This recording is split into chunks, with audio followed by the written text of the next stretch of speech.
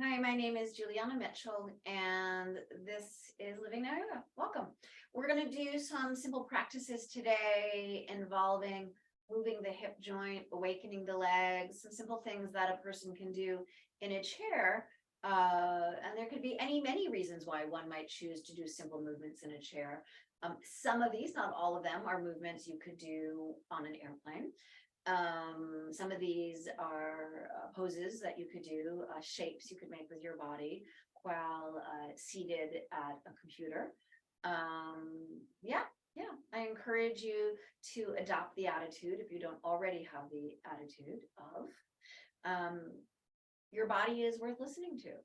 Your body is worth caring for because you are worth listening to and you are worth caring for.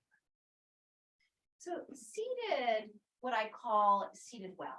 And what I mean by seated well is feet flat on the floor, knees pointed in the same direction as the toes, thighs parallel, if that can be available for you.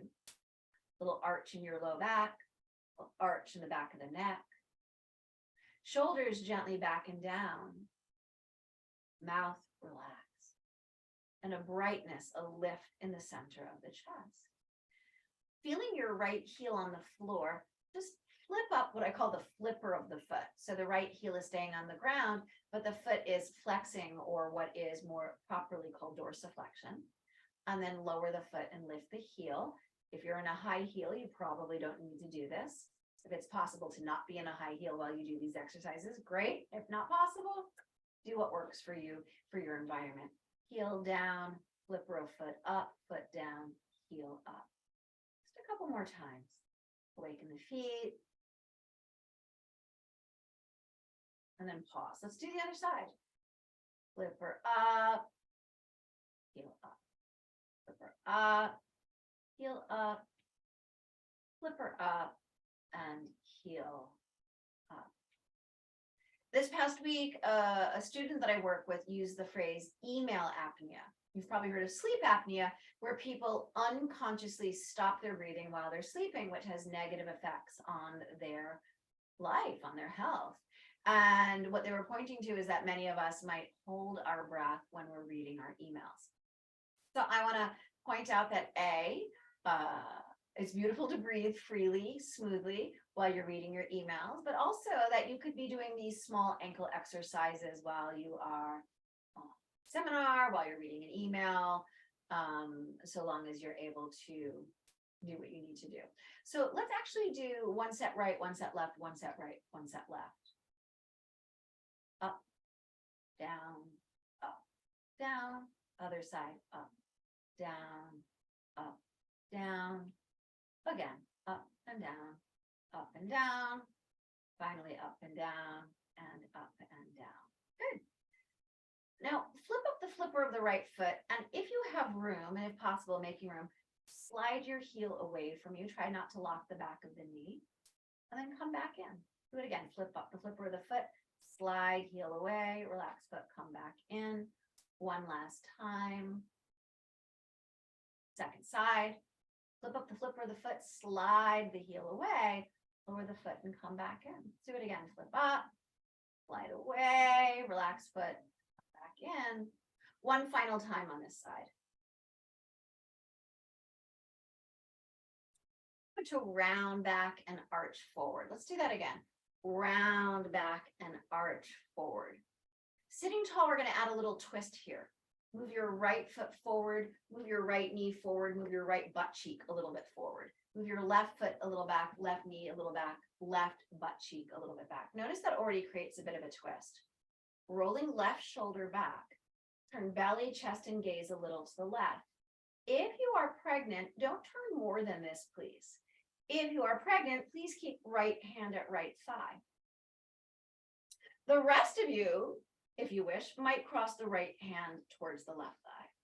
Also, anyone out there with a herniation, if you find that twisting bothers it, or usually it's to one side or the other, back off or skip a given side. Left hand could stay at the thigh, or left arm could extend in the direction you're turning toward. Left arm could even wrap around behind you, breathing here. One more breath. wind your way out of the twist, take a moment to parallel the feet, to parallel the two sides of your hips, and we'll do the other side. Your left butt bone, your ischial tuberosity sneaks forward a little bit, so does the foot, so does the knee. Right foot, right knee, right butt bone or sit bone comes back. Notice this is already starting to create a twist. Let's start same hand, left hand on left thigh, roll right shoulder back, gently turning, twisting to the right. As with before, if you're pregnant and maybe if you're working with a herniation, same hand, same knee. The rest of you could keep same hand, same knee, or you might reach across to the opposite leg. Optional to reach that arm in the direction that you're looking or to wind it around behind you. Breathing there, don't force anything. We're not cranking anything. And gently turn your way out of your twist and reorganize the legs. Flip up the flipper of your right foot, slide your foot away. Try not to lock the back of the knee. From here, tilt a little forward. Now I'm tilting from where the pelvis meets the thigh, not from the mid waist. Keep spine long, tilting forward. And hands could stay on thighs, or if you have your desk in front of you, some of you might lean your hands onto your desk or even your forearms onto your desk.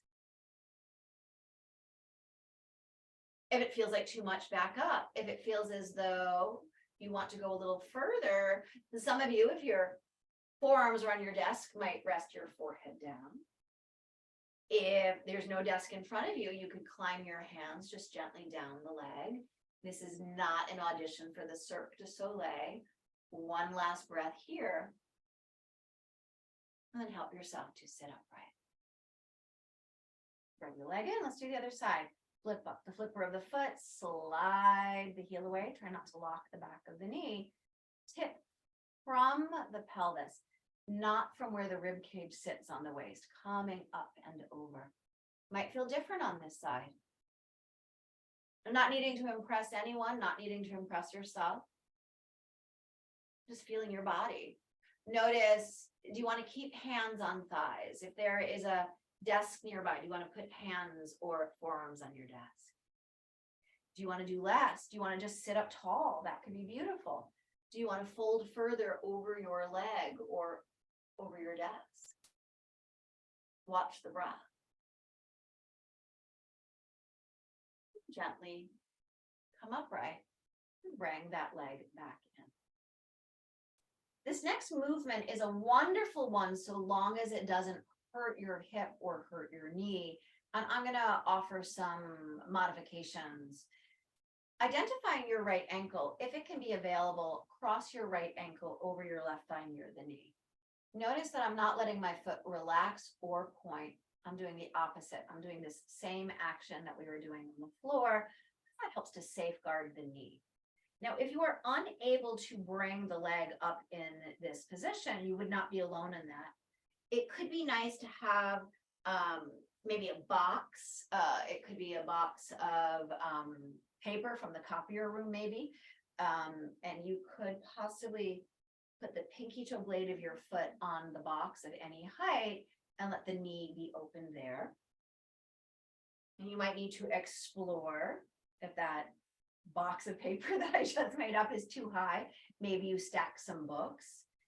This could be at whatever height, if any works for you. And if it doesn't work for you, feel free to skip. Ankle over your thigh, if possible, on a block of any height as needed. You could sit upright. Probably what's going to happen for many of us is this kind of tuck and collapse. See if you can sit up tall. And as we did in the last exercise, you might lean forward. If so, try to lean from the hip joint, not from the center of the waist. Hands could be on your leg, or maybe hands come onto a desk, or elbows might come onto a leg.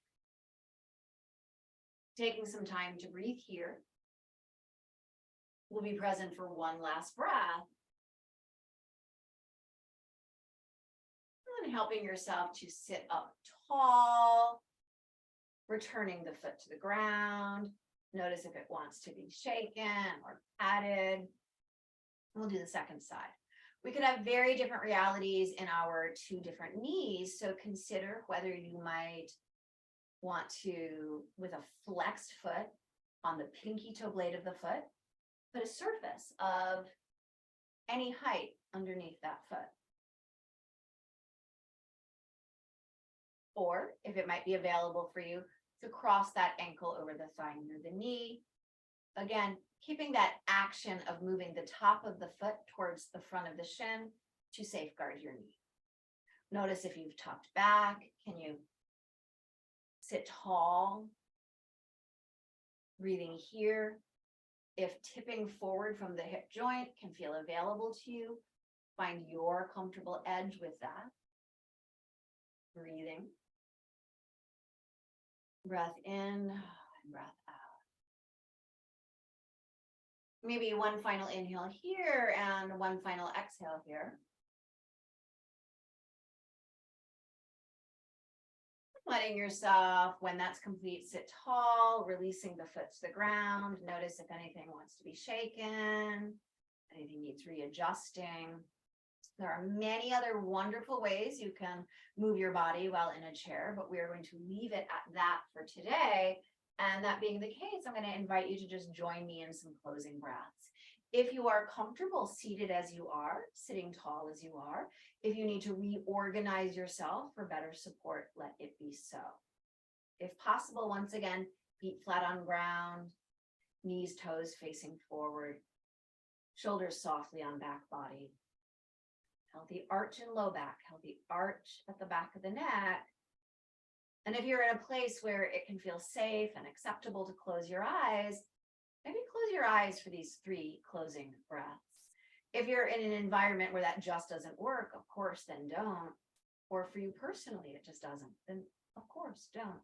But maybe you can think soft gaze and soften the muscles around the eyes. In any case, we'll follow 3 breaths. If it's available, breathing in and out your nose. And even though I'll call out the breath in a particular rhythm, please actually just breathe at your own rhythm. Inhaling for 1. And exhaling for 1. Inhaling for 2. And exhaling for 2. Inhaling for 3. And exhaling for 3. Staying gently present to your breath. And as we close out this time together, I just want to thank you for joining me and thank you for taking the time to care for you. Again, I think you are marvelously deserving of good self-care and marvelously deserving of taking the time to listen to yourself. When we do that, we craft healthier bodies and minds, happier spirits, happier bodies. And when we are healthier and happier, we can actually be in better service to our loved ones, to our goals. And feeling good feels good. Again, thank you.